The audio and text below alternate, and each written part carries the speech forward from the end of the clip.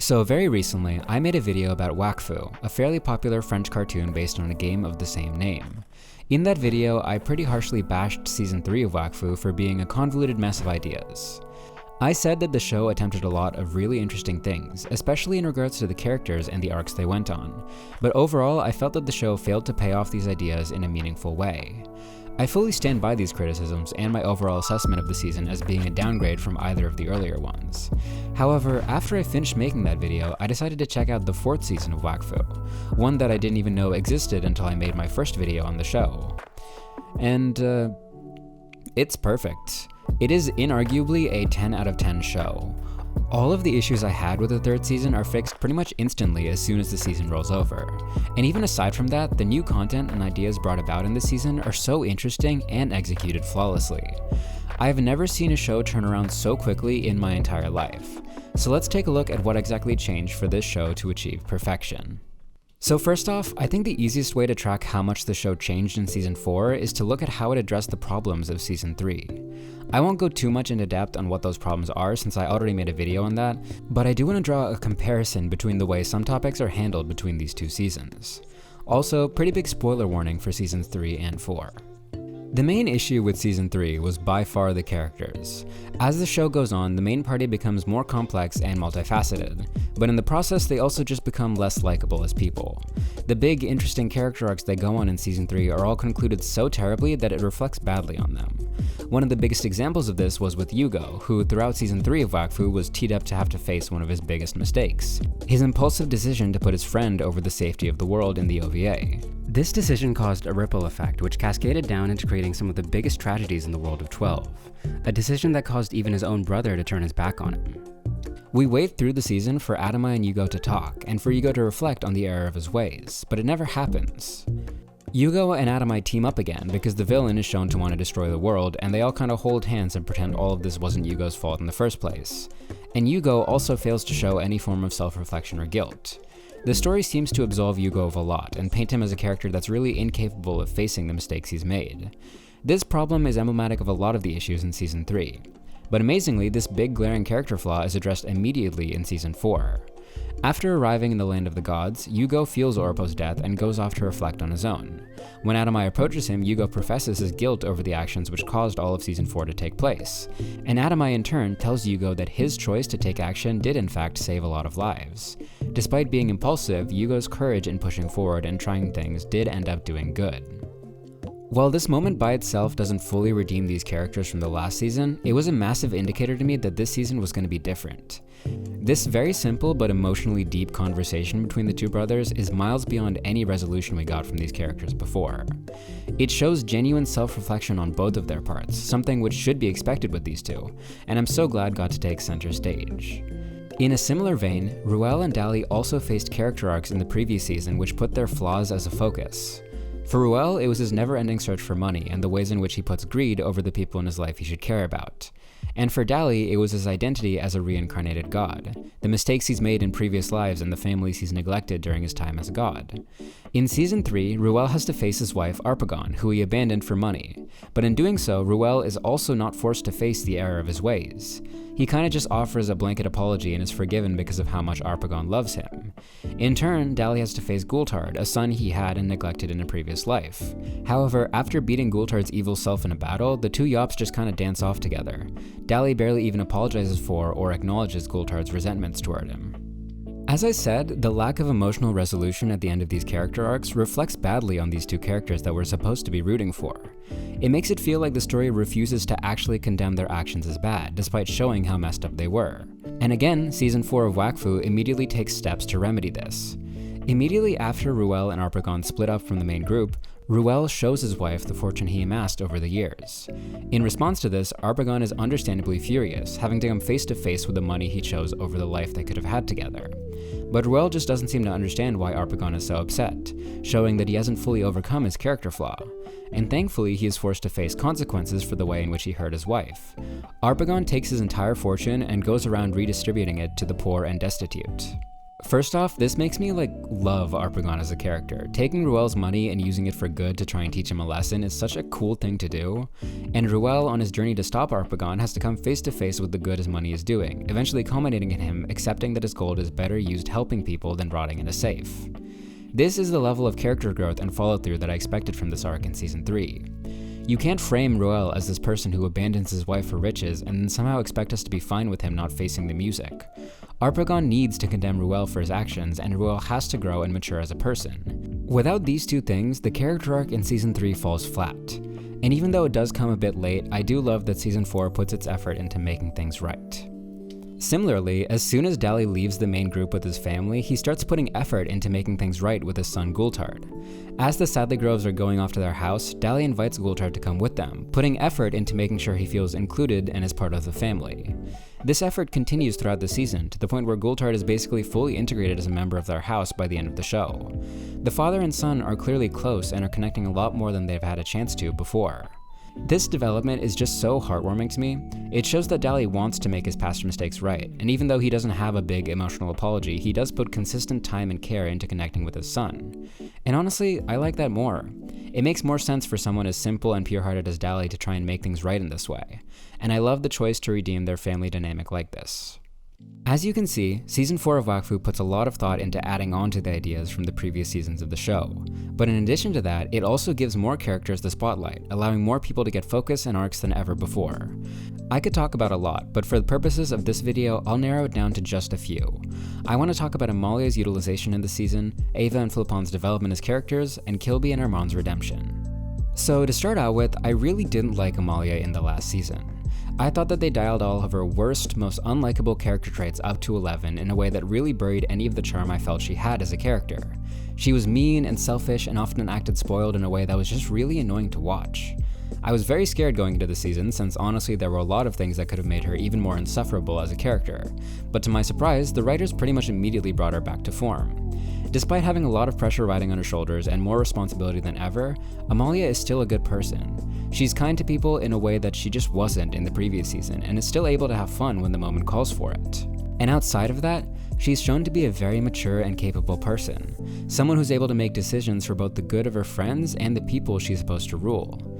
Despite having to cope with a lot of grief and sadness, she doesn't take it out on people who don't deserve it. She's so much more human now. While this change is definitely most noticeable with Amalia, seeing how far she fell in the previous season, it's also something that comes into play with a lot of other characters too. The tone of the writing is just so much more tuned in than before. Everyone feels so much less jaded and cynical and mean.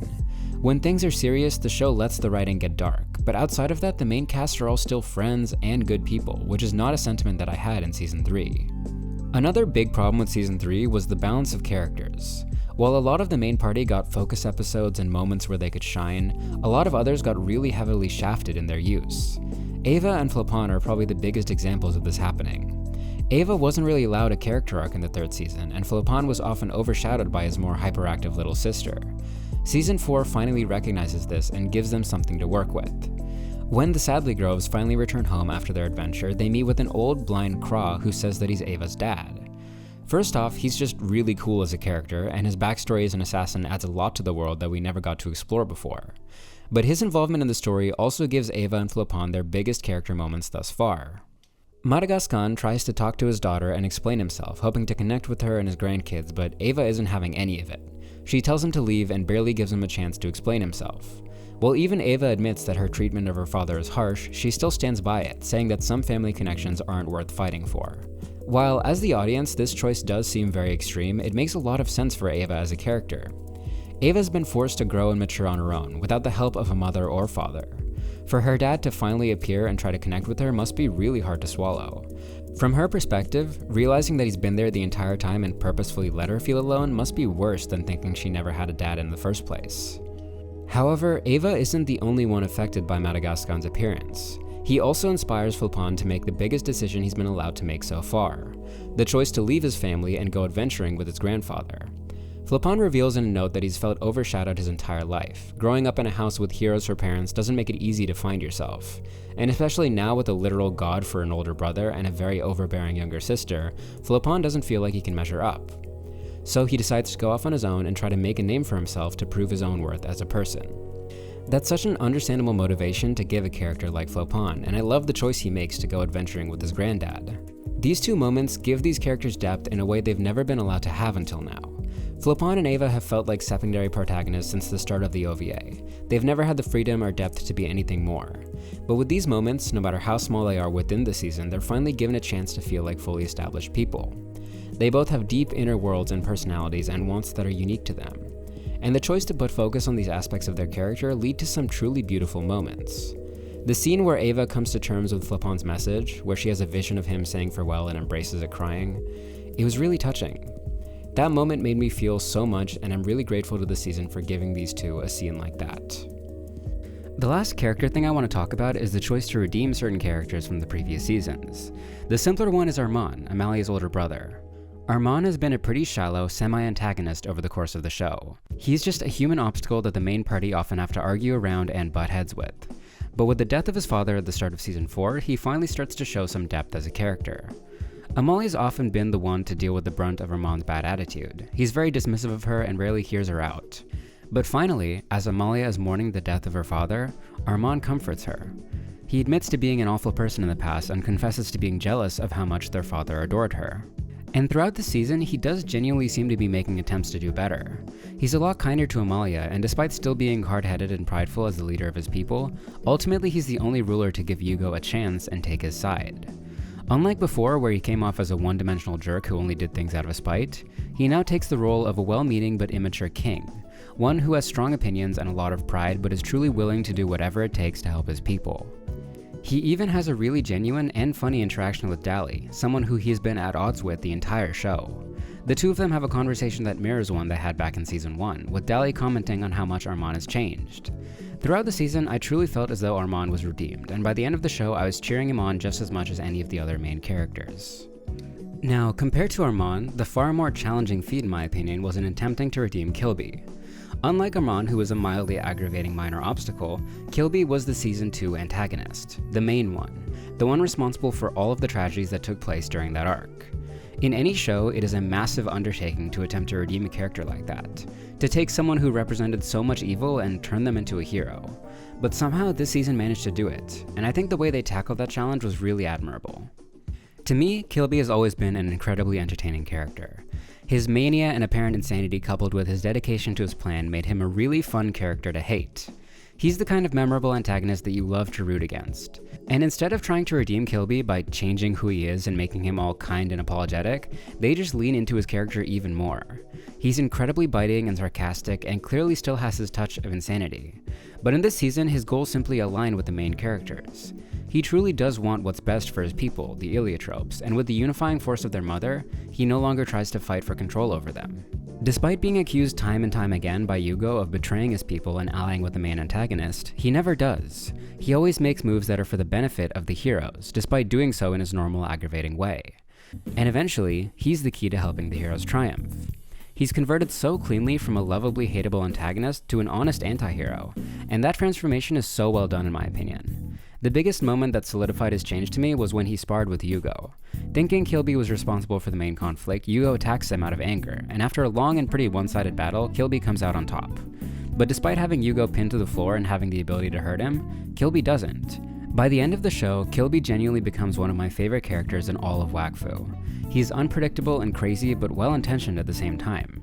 I cannot overstate how hard it is to pivot a character like this, especially in such a short period of time.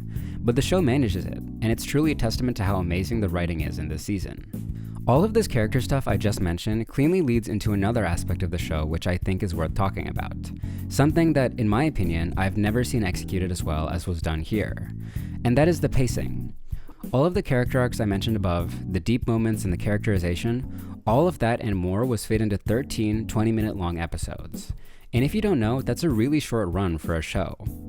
The first 2 seasons of Wakfu have 26 episodes each, and even compared to those seasons, I think that the 4th season has almost double the amount of plot and story progression. The amount of content that is fit into this show is incredible. It's almost impossible to wrap your head around, and every single thing that is covered feels important and necessary. Pacing is an art form in media that can be pretty hard to wrap your head around. When something has good pacing, it's unnoticeable. It's supposed to subtly and silently enhance the entire thing that it's a part of. When you notice the pacing of a series, it's usually for all of the wrong reasons. But again, with this season of Wakfu, that's not the case. The pacing is so well done that when you start to think about it, it's almost impossible to take your mind off. In the entire show, there's maybe 1 or 2 single scenes that I can argue as being too long or padded out. And even those scenes further certain characters and forwards the plot. There's genuinely not a single wasted second in this entire season, and it's magic to behold. Every moment something is happening. Every second that passes, you're learning something new.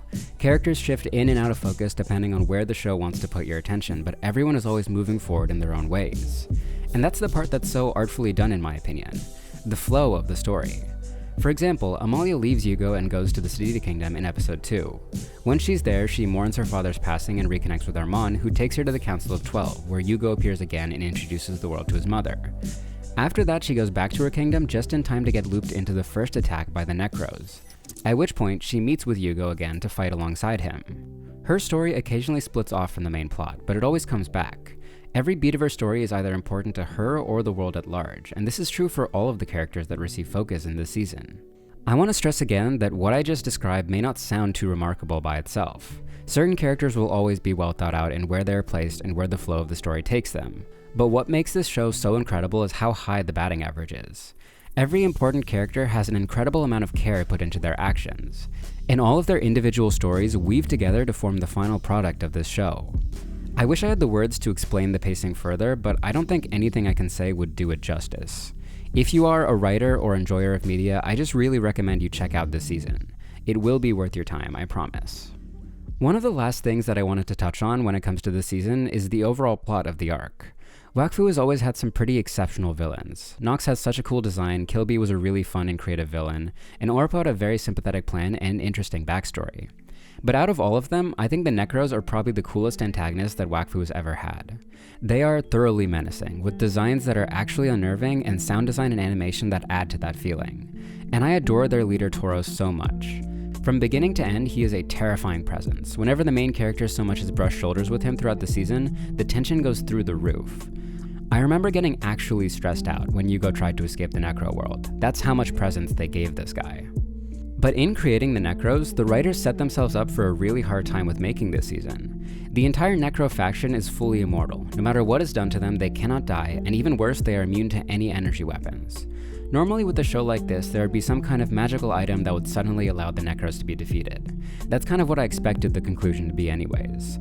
And while that wouldn't have been a bad ending, it would have made the Necros a lot less of a threat in hindsight. But surprisingly, that's not the avenue the writers chose.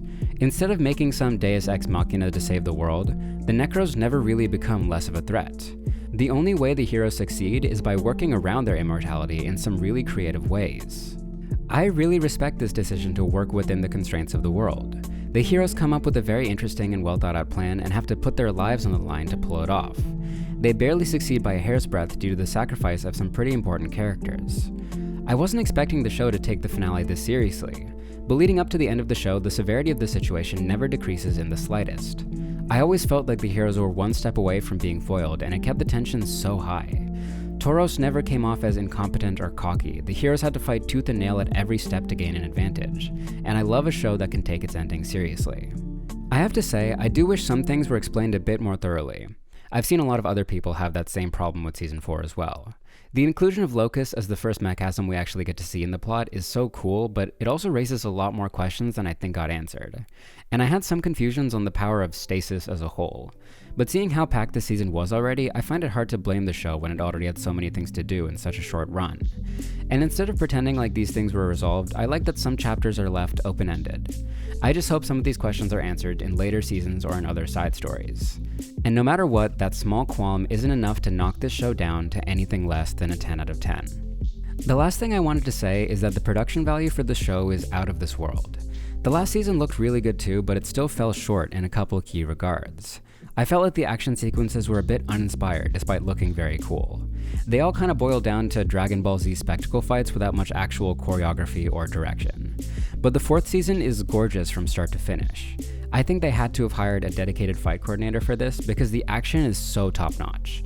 It feels like the direction and intention in every shot finally reached the same level as the animation quality, and it results in such a breathtaking watch. The entirety of the final episode is art. There's no other way to describe it. The music and the action and the way the story concludes for everyone, it is on a level I cannot even hope to describe, and it makes me so happy for a series so dear to my heart to achieve this level of quality. I hope you guys enjoyed this video. It's kind of funny seeing these two Wakfu videos right next to each other. The first was a pretty thorough trashing of the first season, while this video was just me fanboying about how amazing the fourth season is. In retrospect, I think I can solidly categorize a lot of the problems with season 3 as growing pains.